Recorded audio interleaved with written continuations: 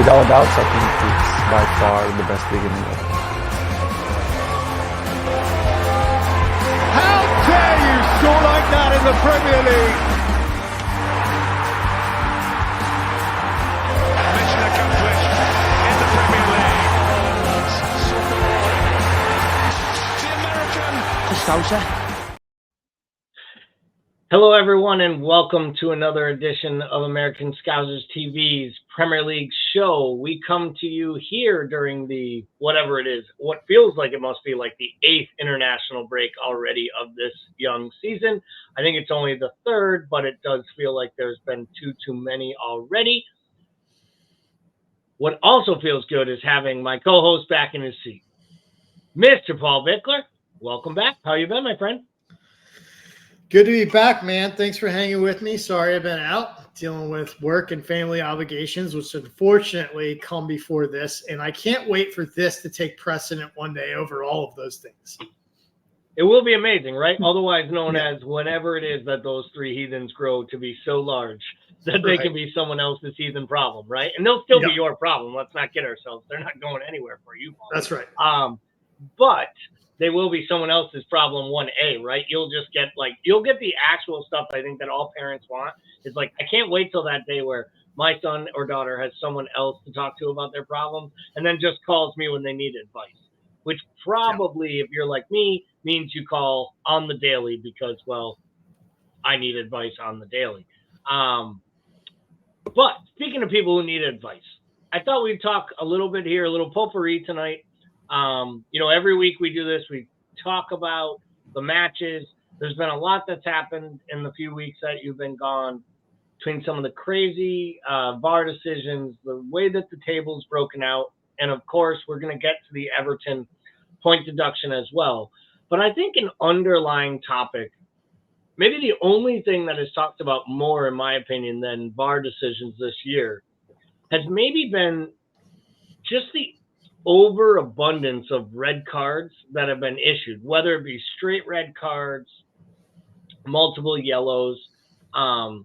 We had our own opinions on why this might be happening earlier in the season with all the different rule changes, the automatic yellows for time wasting and for asking for cards, which all lasted for about 2 weeks.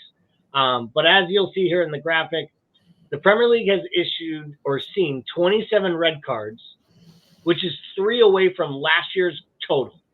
We're only through 12 game weeks. So I ask you, is this more about referees paying more attention to heighten awareness? Or is this maybe the referees pushing back a little bit towards the players and almost trying to take back control over the games on the pitch? Because it feels like it's probably something in the middle for me, but I was interested to see what your thoughts were.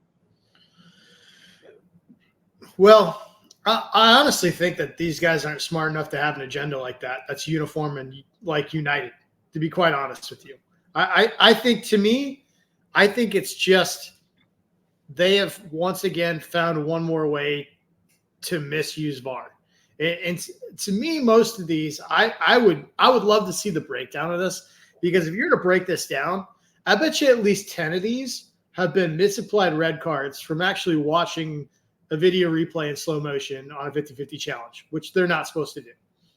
So for whatever reason, there seems to be a new standard rating operating procedure where we take tackles that are deemed like reckless or out of control, and we slow it down frame by frame and then look for point of contact, which was never the way that this was intended to be used from an officiating standpoint. And I think it's led to more reds than necessary in a lot of those.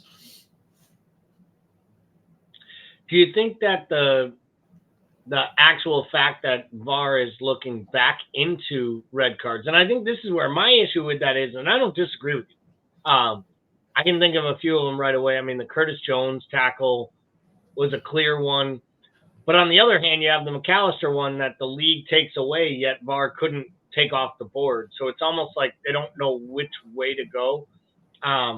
You look at the Kai Havertz one, where yes, his leg is on the floor, his leg's on the ground, but he literally goes into like throws himself, lunges at a tackle from 2 feet away, which ultimately the intent portion of what actually happens, like it was a reckless opportunity to injure. Like for me, that was twice as much a red card as the Curtis Jones play was.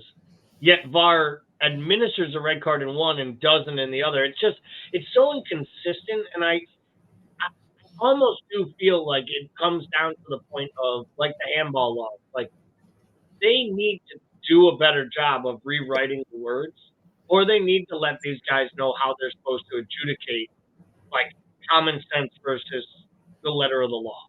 Because, we all know that by letter of the law, if you turn your back and you hit the ball in your hand, it's a handball. But if you jump up in the air and you're turned around and someone bumps into you and you spin, like it shouldn't be a handball if the ball hits you down by your side. Like it just doesn't make any sense. And I feel like they've just made everything so complicated that then you add in the layer of VAR, which only makes things more subjective, right, on judgment calls. And let's be honest, most red cards are actually judgment calls.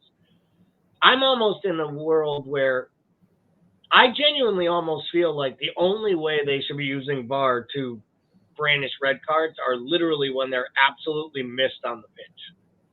Like I'm almost at the point of if a guy gives a yellow card, it's a yellow card. He saw it, he called a foul. Like if anything, forget this, go look at the monitor, give us your opinion. It should be, you called it a yellow, it is a clear red, we are sending this player off. Because as soon as you send someone to the monitor to look at their own decision that they called a yellow, you're telling them that you think that it should be a red. Like, there is no gray there. Like, to me, that's where I find a real struggle with it. And I this was a comical one because it's Anthony Taylor showing off Nick Pope last year, which, someone joked with me the other day and was like, how do you know that was last year? I was like, well, because Jordan Henderson's on the pitch in the Liverpool. Right. But, it doesn't make sense to me for the way that they've handled it. What I will say is does it surprise you that Howard Webb is back in charge of the officials and attention towards officials has ratcheted way back up, just like it was when he was here before? Like, to me, it almost feels like, I don't think Howard Webb said give out more red cards this year. But in some ways, I feel like Howard Webb kind of gave these guys a direction that we need to take back over control of the day-to-day between the coaches and the players on the pitch and the idiots that are the English Premier League referees, which should be the best referees in the world and the most lucrative, valuable league in the world, almost heard that as, we got to hand out red cards and we got to stop these guys from talking back to us. Am I overthinking my hatred for Howard Webb here, or is there some underlying truth to these rumors I'm spreading? I mean, this kind of goes to back. I guess as a University of Michigan fan, I'm probably speaking from recent events, but this does feel like a lack of institutional control, right? I mean, it does start. If you're going to be ahead of this, then you definitely have a part to say, and maybe that is true. Maybe it has something to do with it.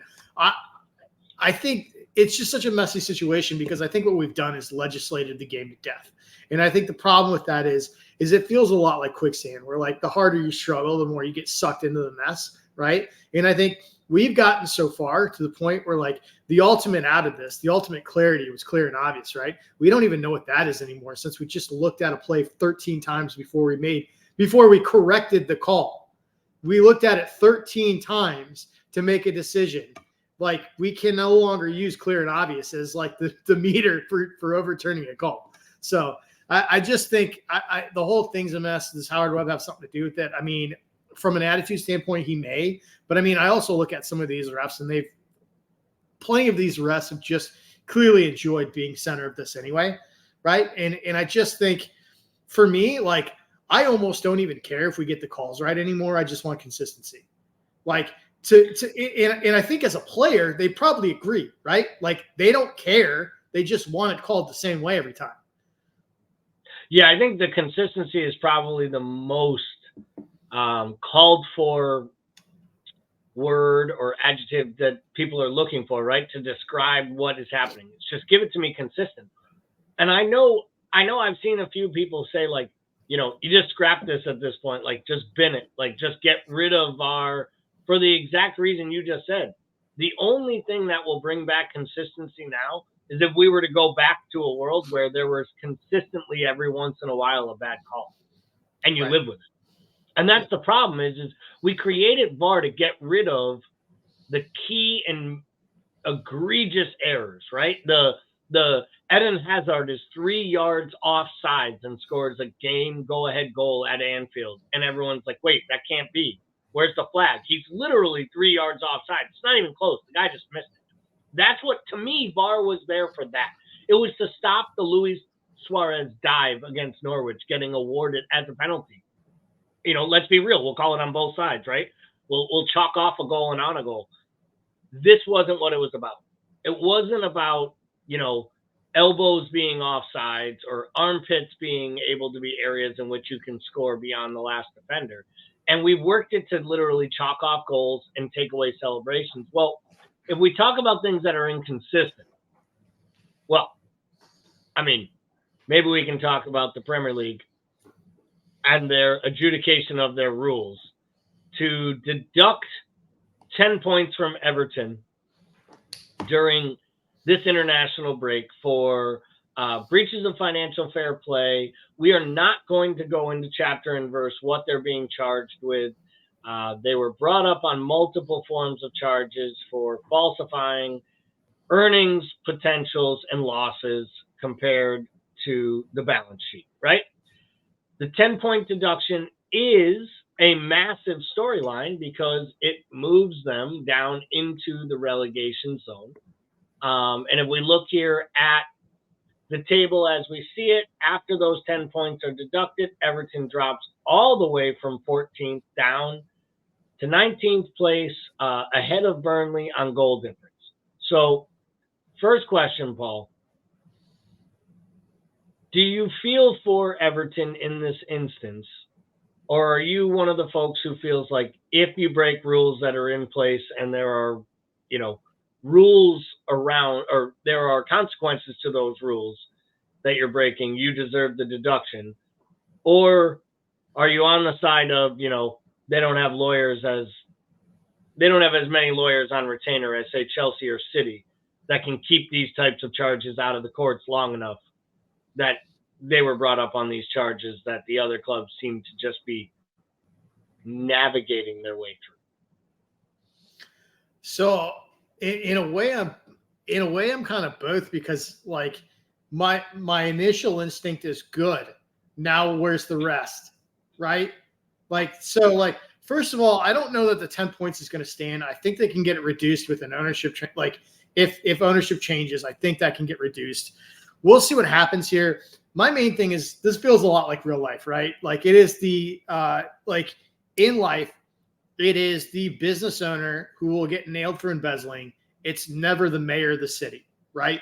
So in a lot of ways, this feels like life, and this feels like a soft target. I don't like that. I don't love the fact that it feels like an easy target here, because we have a City team who's been sitting in court with over 100 charges of breaching financial fair play for almost 3.5 years now. So I don't love it. Do I feel bad for Everton? No, because they've been doing this and they know they've been doing it. And my thing is, if you're going to break the rules, at least win something. And they haven't even been good at it. They've gone out and they broke all these transfer rules, spent huge money for people like Jaime Rodriguez and just players that were ridiculous to begin with, didn't pan out, and then they sold for pennies on the dollar to the Middle East. I almost think they were so bad, from a business standpoint, they operated so bad that they almost deserved this, just because they were so bad at it from a business angle. But I do. The part that really bothers me is the fact that we have the Chelseas of the world out here who clearly thumb their nose at it over this summer and are trying to work around it with these long contracts. And then you've got people like, City, who just basically showed up with briefcases full of sovereign money and have made this disappear time after time. So I don't feel bad for Everton. But I want more. I want in my hope is like with this happening in Everton, my hope is that this is coming for other teams and that this is just the first block to sort of tumble. Well, and I think that was some of the reporting out there was that this was literally the Premier League was actually using their brain for once, and they were giving Everton a 10-point ban for a 10-point deduction for one charge that they could be proven against, with the understanding that they will probably appeal this and win their appeal, and it will drop to like 3 to 4 point deduction, something along those lines. It'll be reduced considerably. But the idea was that if Everton could prove that charge could stick, or if the Premier League could prove that charge could stick and that they could win on an appeal, that then they could apply the court's logic to Chelsea and then basically adjudicate against Chelsea, let Chelsea appeal, win that at some reduced number, which ultimately, like, they were working their way up the ladder. They were starting with the low-hanging fruit to create precedent that would make it easier to find Chelsea guilty and, most importantly, eventually find City guilty. So there are some out there that think that this ruling for Everton actually is an indication to what will actually come down to City when it finally the hammer comes down. We'll worry about that bridge, 7 years from now when this is, episode 355 of this program, right? We don't have to worry about that today because I don't think it's happening now.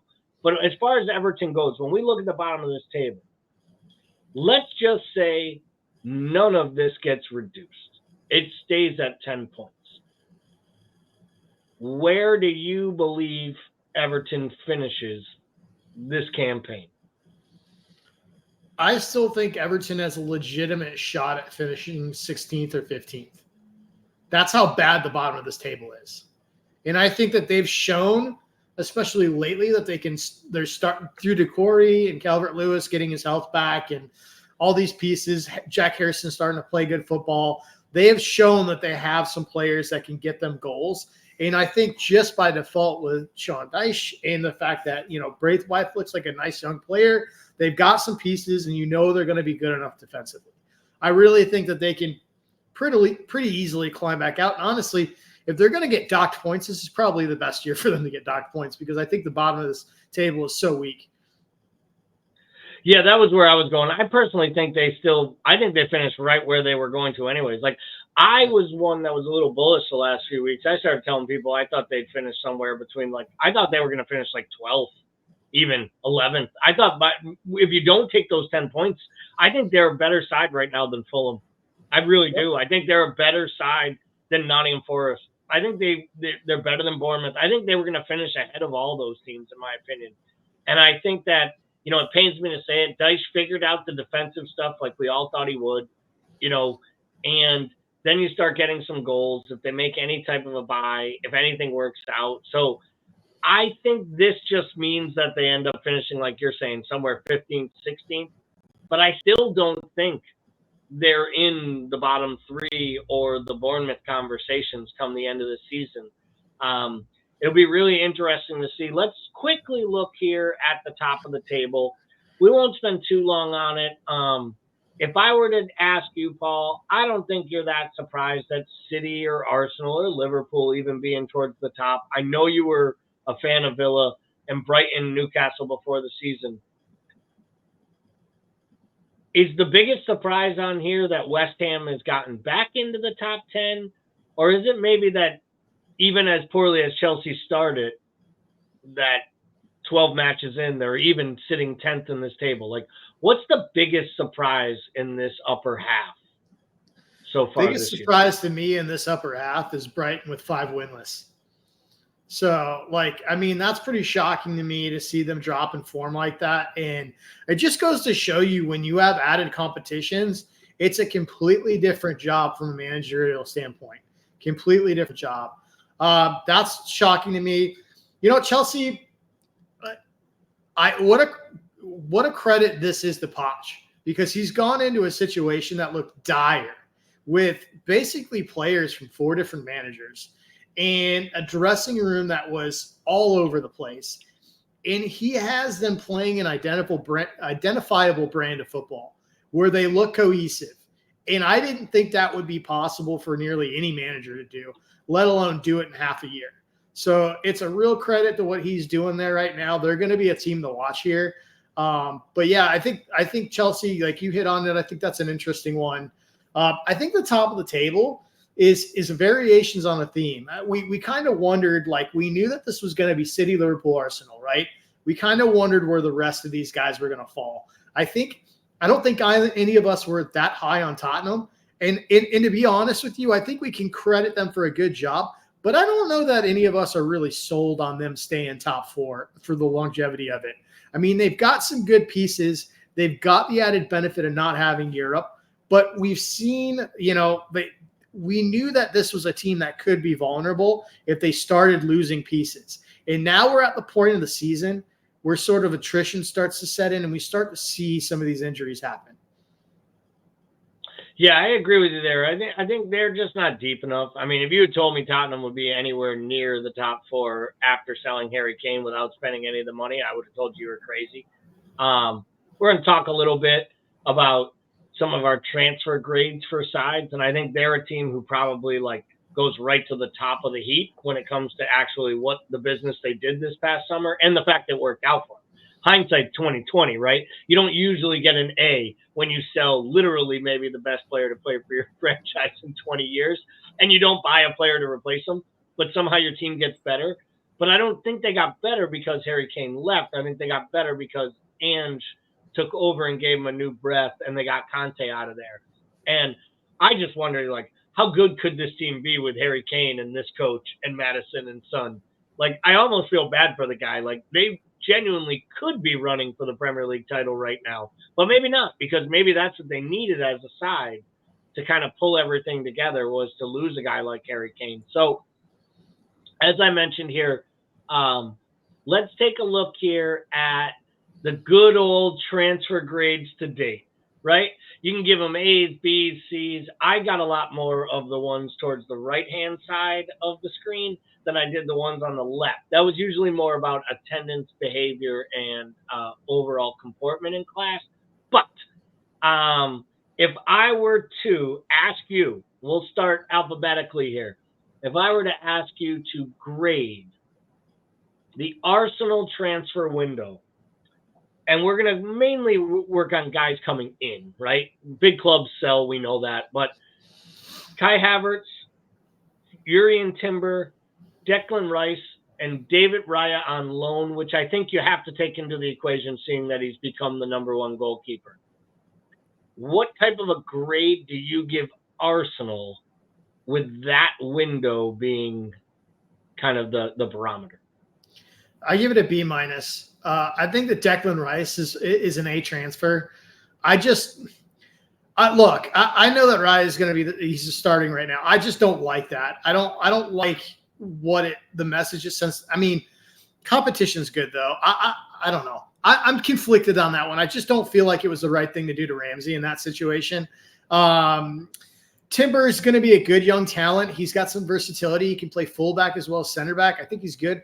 I think the money in the transfer for Kai Havertz is what brings this down to me, just because it doesn't make sense. It wasn't a player they needed. I don't think, we've talked about it. He's a positionless player that hasn't shown any development since he's come into the Premier League. And granted, a lot of players don't show any development when they go to Chelsea, but I don't see a world in which spending 75 million quid for this dude makes sense for my team, especially a team in Arsenal's position.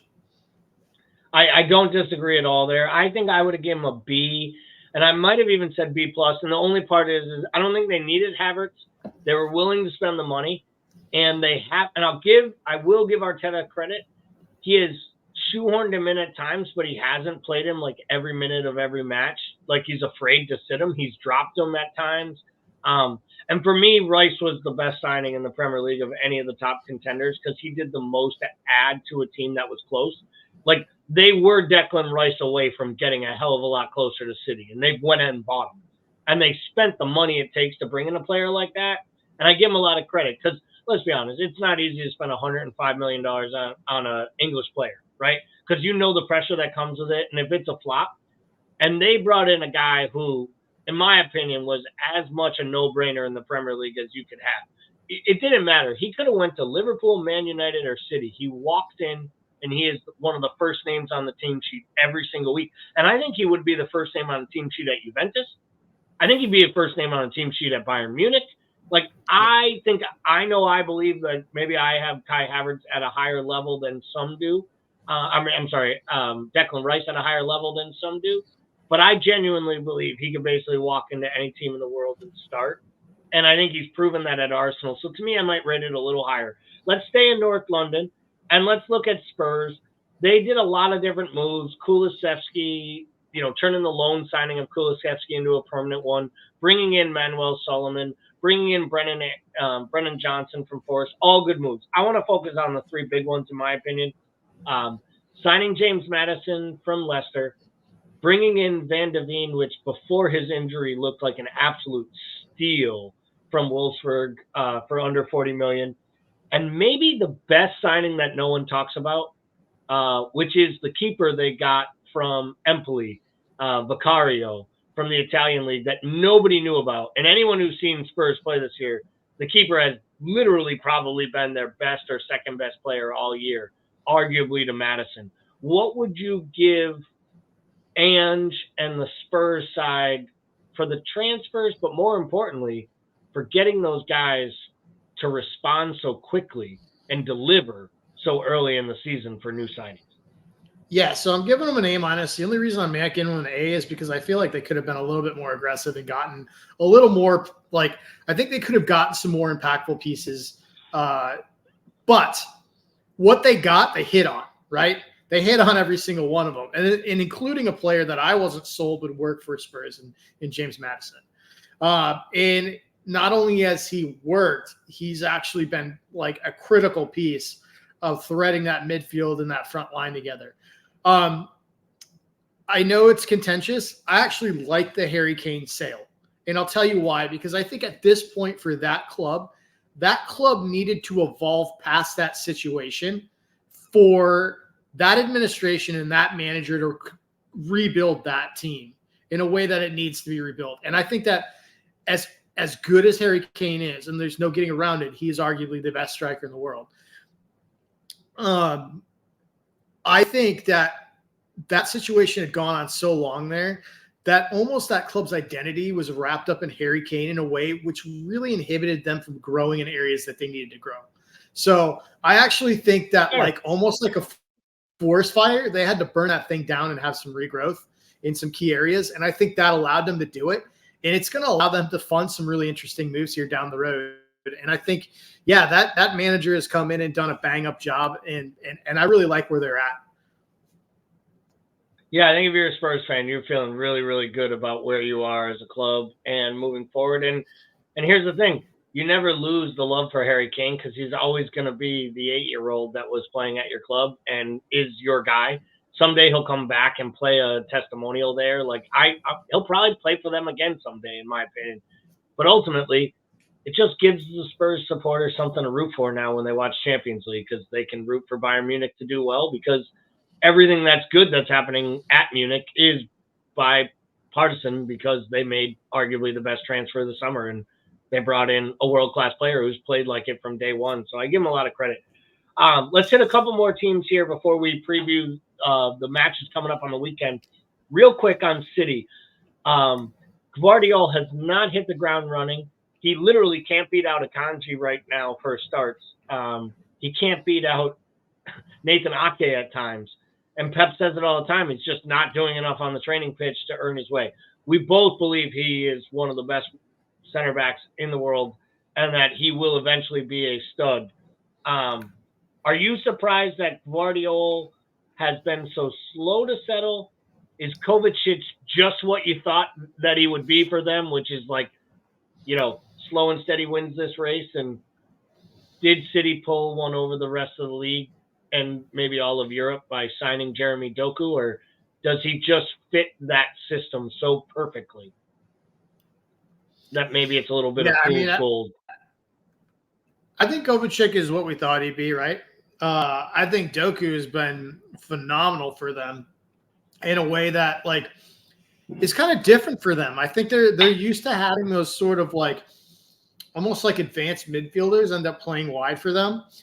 But Doku is a straight traditional true winger with direct pace and gives them a different threat. I don't think Guardiola has been as bad as a lot of people do. He started just about all the Premier League matches. He's not in Europe right now. He's not playing in Europe. But that's a Pep side that heavily rotates their defenders, right? So I think it's okay.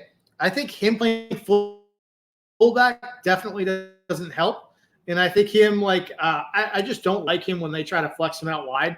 I know they're flexing back into a back three a lot of times, which he can do. I don't know.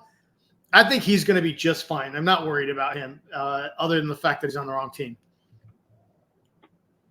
Yeah, clearly that is the case. We're going to run out of time here as we start to wrap up the show, and I want to make sure we have some time to talk about the Manchester City-Liverpool match on the weekend. So let's take a look here at the weekend coming up. We will spend our last couple minutes focusing on City-Liverpool. Other than that, there's some tasty fixtures this weekend. I think that Newcastle-Chelsea match could be interesting. Saturday, 10 a.m. Eastern time.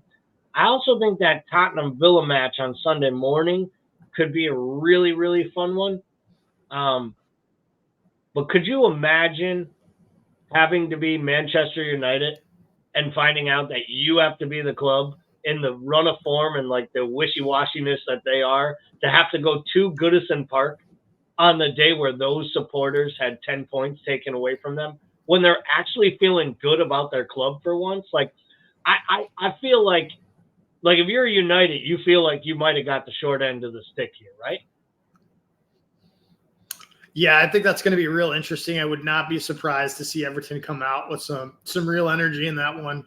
I agree with you. I think the match here I'm interested in watching. I think Spurs Villa has the capability of being the most open and fun match to watch, really, of that lot, aside from the big Liverpool City match.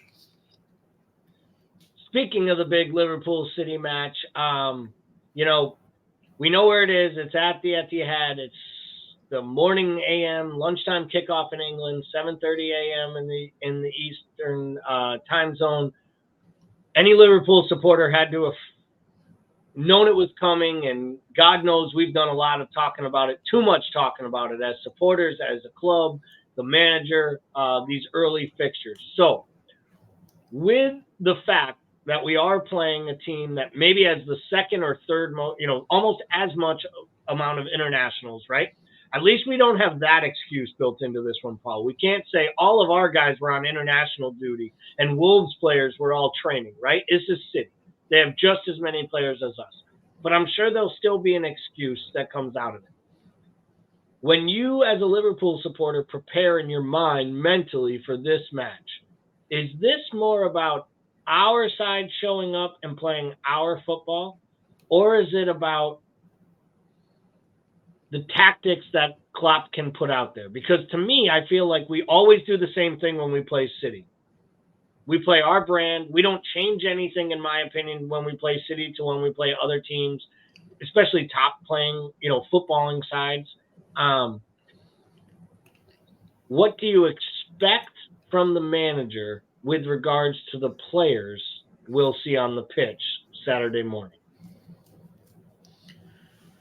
I mean, I can't imagine he's going to rest any key players in this one, right? So I think it's going to be really interesting to see how this plays out, because I think this is a City team that's not as deep as they happened in the past.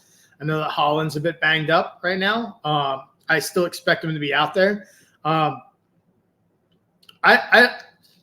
My genuine hope is that we're building off our last performances.